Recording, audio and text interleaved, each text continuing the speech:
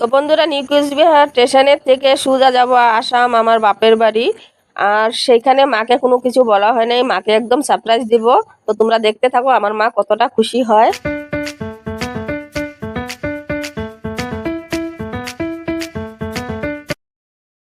তো দেখো বন্ধুরা, আমার শাশুড়ি মার কাণ্ড কারখানা। আমার কাকি শাশুড়ি হচ্ছে অনেকগুলো শুকনো মিষ্টি দিয়েছিল, সেই মিষ্টিগুলো খেয়েছি, আর একজন বাকি ছিল তার জন্য এক পিস রেখে দিয়েছি। আর তাড়াহুড়োয় আমি পান সুপারি ঘরের থেকে আনা একদমই ভুলে গিয়েছিলাম। সেই স্টেশনের পাশের থেকে কিন্তু জর্দা, পান সুপারি সমস্ত কিছু নিয়ে তারপরে একটা চানার প্যাকেট দেখলাম, ভীষণ ভালো লাগলো, সেটাও নিয়ে আসলাম। তবে পানগুলো ধোয়া হয় নাই, এখন ধুয়ে ধুয়ে খেতে হবে। আর বিরিয়ানি 3 ফুল প্যাকিং করে নিয়ে আসছি। তো আমি ট্রেনে যখনই কোথাও যাই তারপর কিন্তু খেতে ভীষণ ভালোবাসি বলে কিন্তু খাওয়ার অনেক কিছু নিয়ে আসি। অনেকে খেতে পছন্দ করেন, আমি খেতে যেহেতু ভালোবাসি।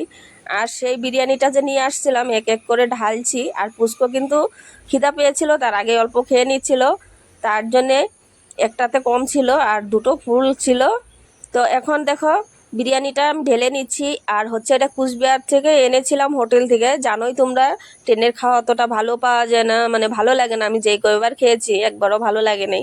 তাই দুপুরবেলা যেরকম ঘরের থেকে বেরিয়ে আসছি, তখন আসার সময় কিন্তু কোনো খাওয়া হয় না সেরকমভাবে, কারণ মনটাও ভীষণ খারাপ থাকে আর তাড়াহুড়োর মধ্যে। আর ভীষণ কান্নাকাটি হয়, সবাই অনেক দিন পর যাই, আবার 2-3 দিন থেকে যেরকম চলে আসি, তো সবারই মন খারাপ হয়ে যায়, আমাদেরও ঘরের লোকেরও। তাই খাওয়া দাওয়াটা সেরকম হয় নাই বলে কিন্তু আমি বিরিয়ানিটা নিয়ে আসছি। তখন বিরিয়ানিটা ঢেলে নিচ্ছি, দেখি খেয়ে কেমন হয়। তো ওইখানে যে টোটো ড্রাইভার ছিল সে বলছিল বিরিয়ানিটা ভীষণ ভালো হয় ওই হোটেলের, তাই ওইখান থেকে নিয়ে আসছি। বড় বাবু আর ছোট বাবু খাচ্ছে, আর আমি তোমার দাদাভাই খাচ্ছি। এবার লেগ পিসটা খাচ্ছি, কিন্তু বিরিয়ানিটা না ভীষণই টেস্ট ছিল। তো এর নেক্সট বার গেলে কিন্তু ওই দোকান থেকে বিরিয়ানি আমি আবারও খাবো। তো এবার খাচ্ছি, আর ভীষণ খিদাও পেয়ে গেছিল। আর এদিকে দেখো পুষ্কর সোনা আমার কি সুন্দর করে খাচ্ছে আর দাদার সঙ্গে বসে বসে। তো আমি কোথাও যখনই যাই, মানে আমার খাওয়া দাওয়া প্রচুর লাগে। অনেকে আবার ট্রেনে বাসে একদম খেতে পারে না, তবে আমি যদি খাওয়া দাওয়া না করি তাহলে কিন্তু আমার উল্টি ভাবটা বেশি আসে। তার জন্যে কিন্তু আমি প্রচুর খাওয়া দাওয়ার নিয়ে যাই কোথাও। তারপরে খেয়ে দিয়ে অল্প রেস্ট করতে আমি উপরে উঠে কিন্তু শুয়ে পড়েছি। আর আশেপাশে দেখো অনেক লোকও আছে, আর তোমার দাদাভাই অন্য একটা সিটে আছে, মানে একই কামরাত পড়েছিল। তবে আমাদের সাথে আরো 2জন লোক আসছিল আমাদের সাথে, যে আমাদের এই সাইডে কাজ করবে। তো ওরা কিন্তু আলাদা কামরায় আছে, আমাদেরটা আলাদাতে পড়েছে। তো আমি এখন শুয়ে শুয়ে দেখছি যে এত মানে ঝাঁকি, ট্রেনের জার্নিংটা ভীষণ ছিল, মানে কঠিন। আমার অবস্থা দেখো ট্রেনের থেকে নামার পর অবস্থাটা ভীষণই খারাপ লাগছে। তবে বাপের বাড়ি যাব সেই ভেবে কিন্তু আমার মনের মধ্যে অনেকটাই আনন্দ, আর মাকে দিব সারপ্রাইজ। তো তোমরা দেখতে থাকো আমার মা কতটা খুশি হয়। তারপরে টোটোতে করে চলে যাচ্ছি আমাদের বাড়িতে। মেন হাই রোডের থেকে 1 কিলোমিটার দেখতে দেখতে কিন্তু পৌঁছে যাব। তো তোমরা দেখতে থাকো, সকাল সকাল মাকে সারপ্রাইজ দিব। কোনো কিন্তু আমি ফোন করে মাকে বলিনি যে আমি আসছি বলে, কিন্তু মা ভীষণ খুশি হয়ে যাবে। তো দেখতে দেখতে দেখো আমাদের বাড়ির পাশে চলে আসছি। তারপরে যে নেমে দেখছি যে বাড়ির পাশে একটা বিলের মতন আছে রাস্তার পাশে, সেইখানে অনেক মাছ সকাল সকাল ভেসেছিল, তাই দেখছিলাম। আর কেউ কিন্তু এখনো ঘুম থেকে উঠে নাই। একটা টোটোওয়ালা ভাগ্য বিষয় পেয়ে তাকে নিয়ে আসলাম ভাড়া করে। এখন দেখো আমি বাড়ি ঢুকে যাচ্ছি। তো বাড়ির ঢুকার পরে কিছুক্ষণ রেস্ট করে দুপুরবেলা মা রান্না বসিয়েছিল, সেই ফাঁকে কিন্তু আমি গোলাপ জামুন পাড়ছিলাম। আর মা রান্না আধা রান্না করে কিন্তু দৌড়িয়ে আসছে।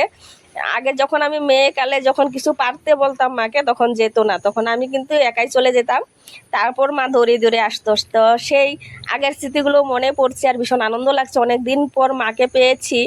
আর আমার বড় বাবা খুশি হয়ে দেখো গোলাপ জামুন ধুমাধুম পারছে। তারপরে আমার বাইশটা অল্প আগে যে দেখলো, এই যে দেখো আমার বাইশটা গাছে উঠে বলছে পিসি আমি পেরে দেবো তোমাকে গোলাপ জামুন। অনেকগুলো গোলাপ জামুন পেরেছে, কিন্তু এখনো ভালো করে পাকে নেই, মানে পাকা শুরু হয়েছে মাত্র, গাছ ভর্তি আছে। তবে অনেকগুলো পেরে নিয়েছে। দেখো এগুলো যখন পুরোভাবে পেকে যায় তখন কিন্তু ভীষণ বড় বড় হয়। তো এখন যতটুক মানে মোটামুটি আছে আর কি। তো এখন ধুয়ে খাবো আর দুপুরবেলা। তো ভালো করে ধুয়ে নিচ্ছি জলে, তারপর দেখো বসে বসে খাচ্ছি। বাপের বাড়ি গেলে কি খাবো কি করব, মানে অনেকটাই আনন্দ লাগে। বাপের বাড়িটা জানোই তোমরা কিরকম লাগে।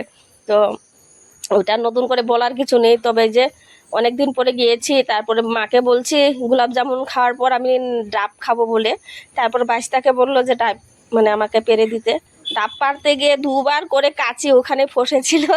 তারপর দেখো ঝাঁকাঝাঁকি করে একটা ডাব জ্যানত্যান করে পেরে দিয়েছে। তো এখন আমার বড় বাবু কাটবে আর আমরা সবাই মিলে খাবো। সবাই মিলে বলতে ওরা তো সবসময় ঘরেই থাকে, তারা মানে ওরা খেতেই থাকে সবসময়, তা আমরা সবসময় পাই না, তাই মা বলছে তুই আর বাবু খেয়ে নে।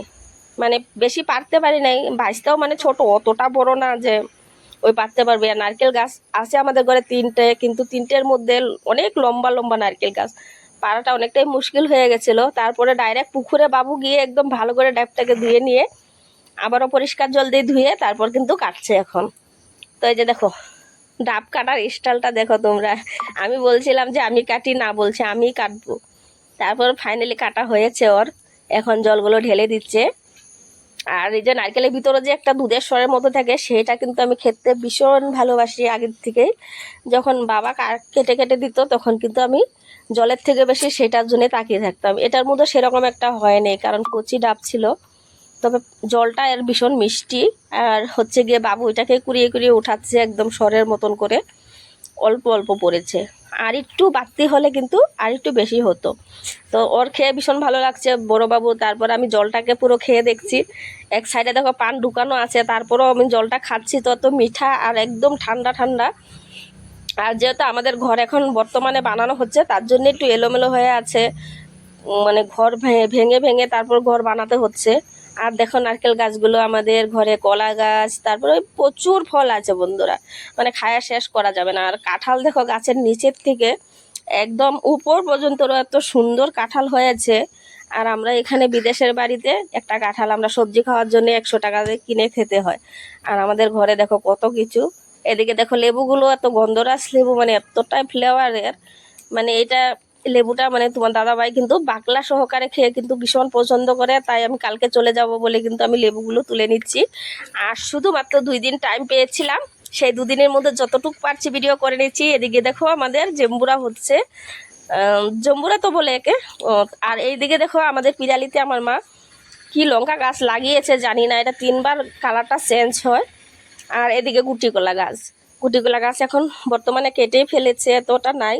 তো এই দেখো এখন আমি চলে আসছি আমাদের পুরনো ঘরে, যেই ঘরে আমি বড় হয়েছি ছোটোর থেকে। তবে আধাটা ঘর ভাঙা হয়ে গেছে, ওদিকে অ্যাডজাস্ট করে জানতেন আছে। আর এটা হচ্ছে বড় দাদার ঘর, বড় দাদা ঘর বানাচ্ছে, এখনো পুরোভাবে কাজ ক্লিয়ার হয়নি, যদিও এই মাসের মধ্যে হয়ে যাবে।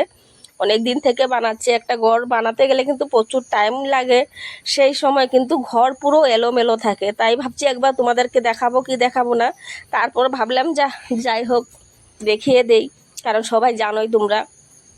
তো এদিকে দেখো পরে চলে আসলাম পিছন সাইডে আরও 2টা রুমের বাকি আছে। আর পিছনে জায়গাও আমাদের অনেকটাই পড়ে আছে। আর মাঝখানটায় উঠোনের মধ্যে কতগুলো গিট্টি রেখে দিয়েছে। আর এইটা হচ্ছে আমার ছোটো দাদার ঘর, ছোটো দাদা এখানে ঘর বানাচ্ছে। তো তার ঘরটা এখনও মানে হয়নি বলতে গেলে, তো যেনতেন ইটা গাঁথনি হয়েছে। আর সামন পাশটা দেখো পুষ্কুনি আছে, তারপরে রাস্তা একদম দরজার থেকে দেখা যাচ্ছে। আর এদিকে ভিউটা কত সুন্দর লাগছে জানলা দিয়ে। আর এটা হচ্ছে সামন পাশটা, এখান থেকে দরজা আছে। আর এই পুষ্কুনিটা পিছারিটা মানে ভরে দিবে, পিছারিটা আর থাকবে না, সামনটায় একটা কেমন লাগে, তাই বলছিল যে দাদা এই পিছারিটাকে ভরা হবে। আর এখানে প্রচুর সুপারি গাছগুলো আছে, এগুলো কাটতে হবে, না হলে কিন্তু কোন দিন ঘরের উপরে পড়বে। তারপর দেখো রাস্তায় চলে আসছি, আমাদের বাড়ির সামনে কিন্তু পাকা রাস্তা, আমাদের কোনো কষ্ট হয় না, মানে হাঁটাহাঁটির জন্যে সবসময় এনি টাইম কিন্তু গাড়ি পাওয়া যায়।